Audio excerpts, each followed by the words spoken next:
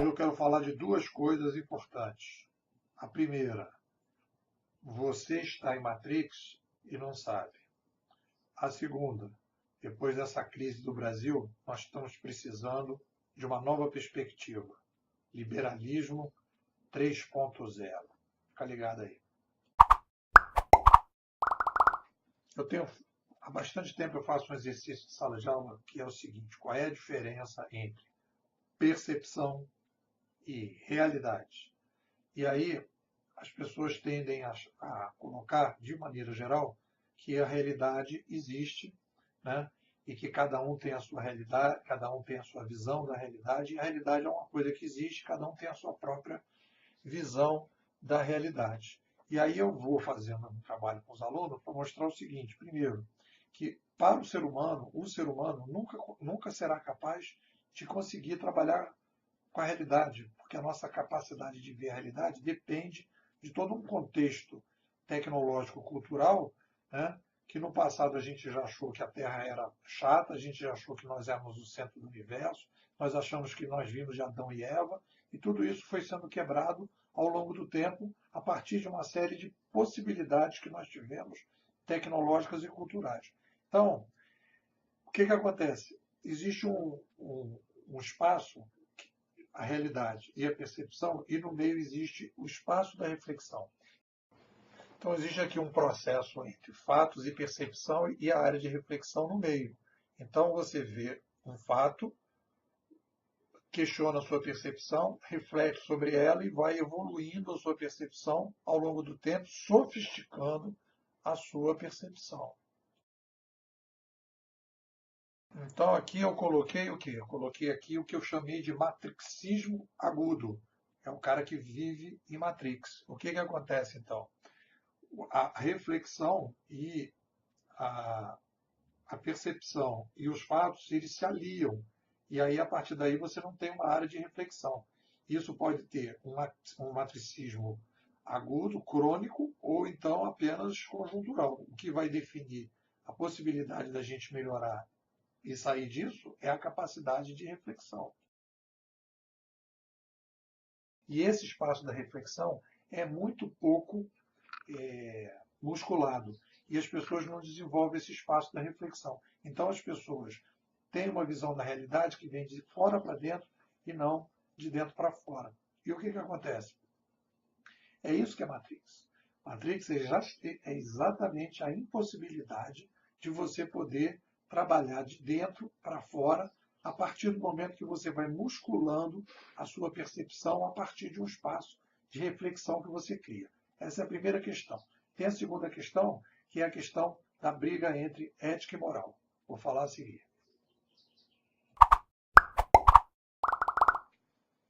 O que acontece aí em relação à nossa ética de maneira geral? Eu diria que a gente tem uma ética Zeca Pagodinho. Qual é a ética Zeca Pagodinho? Que na verdade não é ética, é moral.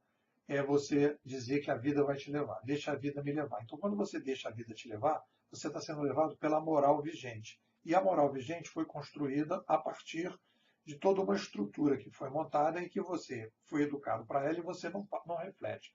Volta à discussão da capacidade de reflexão. Então, quando a gente vai fazer uma discussão sobre ética e moral, a moral é a estrutura da sociedade e, em cima da moral, as leis são resultados dessa moral que foi construída. A ética individual é o que você percebe a partir do momento que você faz uma reflexão do que vem a você da moral e o que vem a você das leis, aquelas que você considera que são justas ou não são justas, o que você considera que deveria ser, o que considera que não deveria ser. Aí você começa a ganhar espaço para você ter sua ética individual. E a partir desse momento, você começa a ter um compromisso com você e um compromisso com as outras pessoas a partir de uma percepção que você tem. E aí, a partir daí, você começa a trazer a sua diversidade, tanto do ponto de vista da sua percepção, como do ponto de vista da sua ética. E aí você começa a assumir um compromisso perante a sociedade, primeiro com você mesmo e depois com toda a sociedade. Então eu percebo, ao longo do tempo que eu venho dando aula, as pessoas não têm esse compromisso, né? Então, quando a pessoa está trabalhando num determinado lugar, ela se vê como uma espécie de engrenagem, ela reclama que ela é tratada como engrenagem, mas ela se coloca como uma engrenagem. Então, ela não tem um projeto pessoal, ela não tem um projeto de reflexão pessoal e nem um projeto ético pessoal, em que vai guiar ela dentro de todas as situações. Então, ela pode estar sobrevivendo de um determinado emprego e estar fazendo uma outra coisa a partir dessa ética individual que vai levar ela a ter um trabalho mais significativo. Bom, essas duas questões estão no texto que eu estou colocando no link desse vídeo e estão nos dois livros que eu tenho desenvolvido para ajudar os meus alunos nessa discussão. Um é a certeza provisória e o outro é o trabalho significativo. Vamos agora falar da terceira questão, ou da segunda questão que a gente estava querendo discutir, que é o liberalismo 3.0. Quando a gente fala a palavra liberalismo, as pessoas falam, neoliberalismo. Não, neoliberalismo foi o que foi construído no século passado, que na verdade não é liberalismo, é mercantilismo, é concentração. No século passado, em função do crescimento populacional e em função da incapacidade da descentralização de mídia, nós tivemos, isso é uma característica da espécie humana, nós tivemos que centralizar o poder, a política, a sociedade, a economia, tudo foi centralizado. Nós não vivemos hoje uma crise nem da República, nem do capitalismo. Nós vivemos hoje uma crise da República concentrada e do capitalismo concentrado em função da incapacidade de descentralização que as mídias de massa nos legaram. Agora, com a chegada da revolução cognitiva, nós temos um novo ciclo de descentralização. Nós já tivemos um ciclo parecido com esse, com a chegada do alfabeto grego na Grécia, com a chegada da prensa em 1450, que deu a sociedade moderna, e nós estamos construindo agora o que a gente pode chamar de sociedade digital, ou o que eu gosto de chamar de sociedade dos 7 bilhões de habitantes, em que nós vamos usar todos esses recursos novos para resolver a crise de centralização do capitalismo e a crise de centralização da República. Então, quem é que fala em descentralização desde essa época? Os gregos falavam de centralização e os liberais clássicos falavam de centralização e nós agora temos que falar em centralização. Se você analisar todo o movimento que a gente teve no Brasil, na América Latina e o que está acontecendo praticamente no mundo, são movimentos que querem resgatar o centralismo, que inclusive é pré-republicano, né? A implantação de uma espécie de uma monarquia bolivariana, ou uma monarquia religiosa, como é o caso no Oriente Médio, e aqui no nosso caso é a monarquia bolivariana. Então nós estamos entrando numa nova etapa em que a gente pode começar a falar de um liberalismo 3.0. Qual é o eixo? O eixo do liberalismo 3.0 é liberdade, força principalmente para o consumidor. Então, quando a gente entra naquela coisa, então você está falando de liberalismo, você está defendendo a empresa e nós estamos defendendo o trabalhador. Essa é uma falsa dicotomia.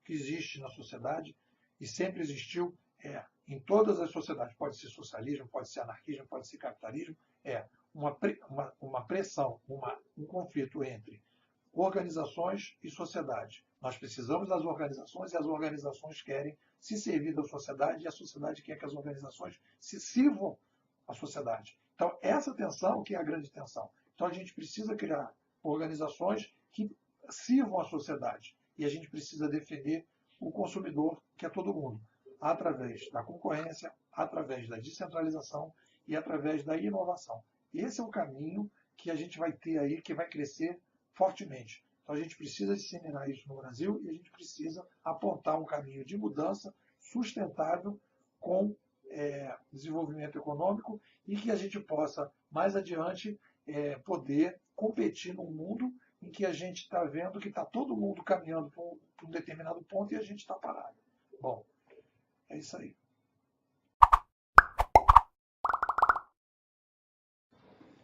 O fracasso não é fatal, mas a relutância em mudar pode ser. Bom, para fechar aqui a nossa brincadeira, eu quero fazer uma propaganda que é a seguinte. Eu criei uma coisa chamada Clube 3.0, que é um espaço para o debate mais sofisticado, mais aprofundado, para a musculação da reflexão com o grupo no Facebook. Nós temos as pessoas do grupo 3.0 acesso, todos os livros da coleção 3.0, a gente tem chats mensais e nós temos discutido as questões que têm vindo e eu tenho atualizado esses debates. As pessoas querem melhorar a sua capacidade de reflexão, fazer uma discussão melhor sobre essa questão ética e o que acontece? As pessoas vão para a academia de ginástica, mas elas não investem nesse espaço de reflexão. E quando investem nesse espaço de reflexão, é uma coisa careta, é um curso, é uma coisa fechada, a pessoa não tem espaço para conversar, para discutir, para debater, e não tem uma pessoa que possa dar uma pressão e fazer uma discussão que eu estou me propondo a fazer. Bom, então se você tiver interesse no Clube 3.0, dá uma chegadinha no link desse vídeo e conversa comigo para a gente bater um papo. Valeu? Fica ligado, hein?